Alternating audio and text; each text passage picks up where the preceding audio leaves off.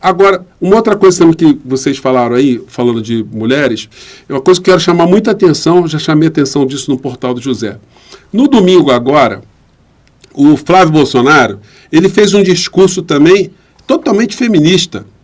Ele chegou, falou da violência contra as mulheres, e que ele tem mulher, ele tem 2 filhas, e ele não consegue imaginar e tal. Lendo no aparelho celular. Ele estava com o aparelho celular o tempo todo, fazendo discurso ali, tocando em algumas pautas. Observe o seguinte, ninguém se tocou disso. Ele começou a adotar um discurso, aliás, vocês vão se lembrar também, ele elogiou a doutora Tatiana, lá da... Foi. Que fez a da proteína lá, né? Exatamente. Polilaminina. Professora da Universidade Federal do Rio de Janeiro. Olha só, Flávio Bolsonaro elogiando alguém da ciência e da Universidade Pública. Universidade Pública. Só que ele fez tudo isso depois de ter passado 20 dias em Israel. Vocês acham que ficou 20 dias em Israel fazendo o que lá? Ele estava só indo para o Muro de Lamentação? Então ele voltou lá com arcabouço científico para fazer discursos para determinados segmentos que ele precisa ter mais votos. Ele está apresentando discursos que podem fazer com que ele tenha uma melhor performance eleitoral. E aí, coincidentemente, nos dias que ele volta de Israel para cá, a gente começa a perceber que ele começa a avançar em alguns setores também, segundo as pesquisas eleitorais. Então, esses caras da extrema-direita, a gente não pode brincar com eles, porque é gente que vem lá do Mossad, é gente que vem com coisa de Israel, é gente que vem com o Steve Bannon, usou até linguagem neutra, como bem lembra Trevosa. Exatamente, com o Steve Bannon, e vem com o Elon Musk, e vem com o Zuckerberg, olha... por isso que eu digo, gente, aqui se a gente ficar dando bobeira, ficar distraído, achando que o acaso vai nos proteger, nós vamos tomar como a gente fala aqui no Rio de Janeiro, né? Tomaremos uma naba gigante. Eu não sei o que é uma naba, mas eu imagino que não deva ser nada agradável.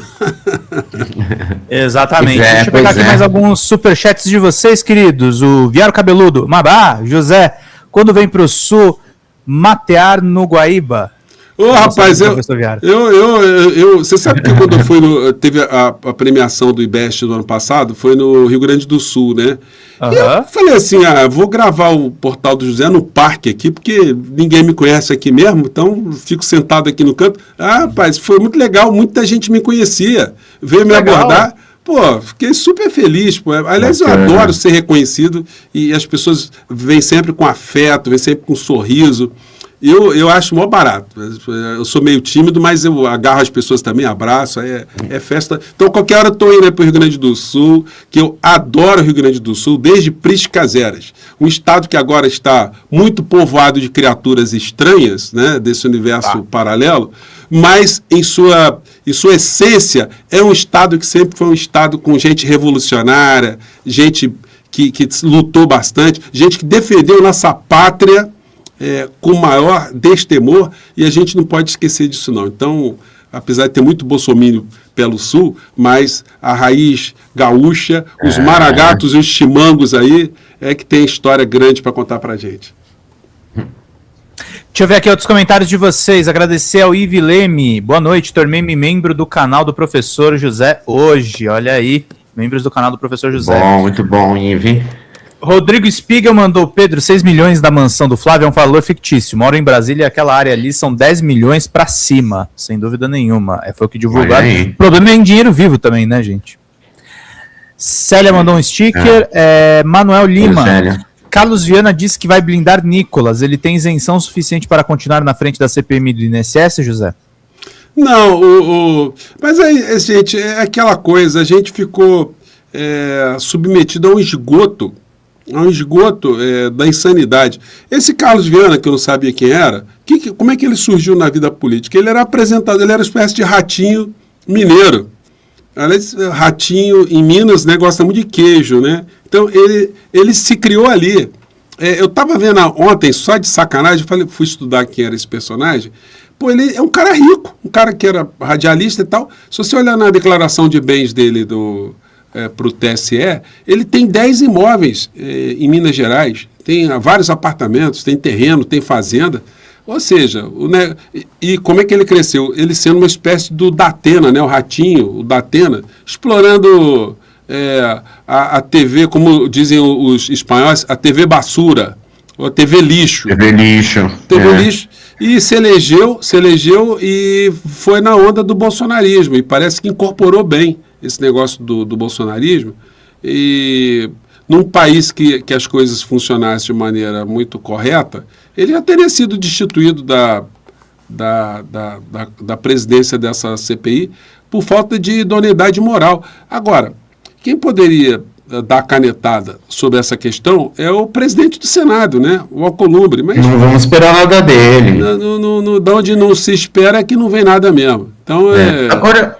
é isso. Legalmente é difícil, porque como o Alcolumbre ele já cohonestou a desonestidade, aí fica complicado. E aí só resta recorrer ao Supremo Tribunal Federal, que terá sempre algum tipo de dificuldade, porque em função do princípio constitucional da separação dos poderes, o Supremo ele não pode decidir sobre questões que são consideradas interna corporis, regimentais e tal, por mais ilegais que sejam. A gente vai pegar algumas situações excepcionais, mas aí precisa ter um Flávio Dino, com coragem, né, que lhe é peculiar, ou um Alexandre de Moraes, ou a Carmen Lúcia também, que assim, esses são ministros que têm esse destemor total, né? Agora, não tendo um ministro para cuidar dessa questão, as coisas vão tocar. Agora é o seguinte, no final da história, o que nós sabemos sobre a CPI, volto a frisar aquilo que a gente já comentou aqui, uma CPI é uma comissão parlamentar de inquérito que estrutura todas as suas investigações com base no Código de Processo Penal. O que faz um delegado de polícia quando ele termina uma investigação? Bom, terminou a investigação, ele remete para o Ministério Público. E o Ministério Público vai avaliar se é caso de denunciar alguém ou não.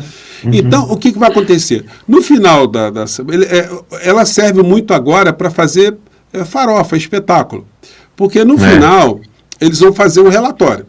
Aí faz o relatório, vai ter que caminhar para a Procuradoria-Geral da República. Se o Procurador-Geral da República entender que não teve nada, morreu. Não vai dar nada.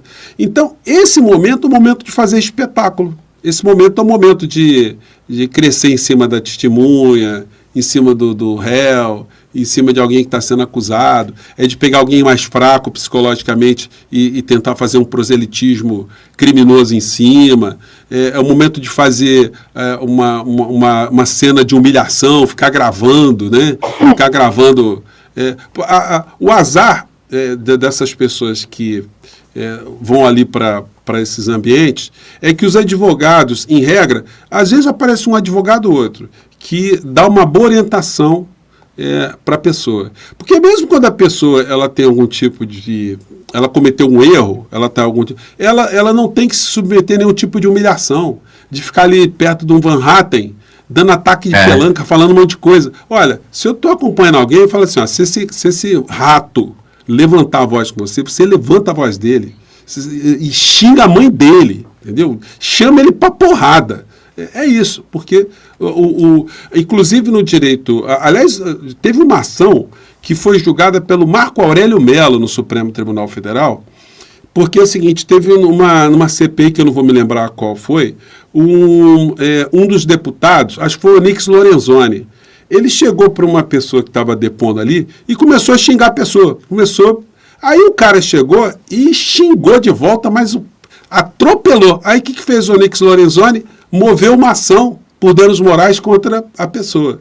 Aí foi parar no Supremo Tribunal Federal. E o Marco Aurélio Mello entendeu o seguinte, não cabe ação de indenização por dano moral quando o autor da ação foi que deu causa à agressão que sofreu. É aquilo que a gente chama no direito penal de retorção. O cara xinga, aí o outro xinga de volta, aí eu estou ofendido. Porque você cria uma distância na paridade de armas, né? Porque a pessoa que está depondo ali, ela não pode processar o deputado, porque o deputado tem a garantia constitucional das suas opiniões, palavras e votos. Agora, o deputado pode promover uma ação contra a pessoa, ele pode usar esse princípio constitucional de forma torpe, usar a própria torpeza para benefício próprio.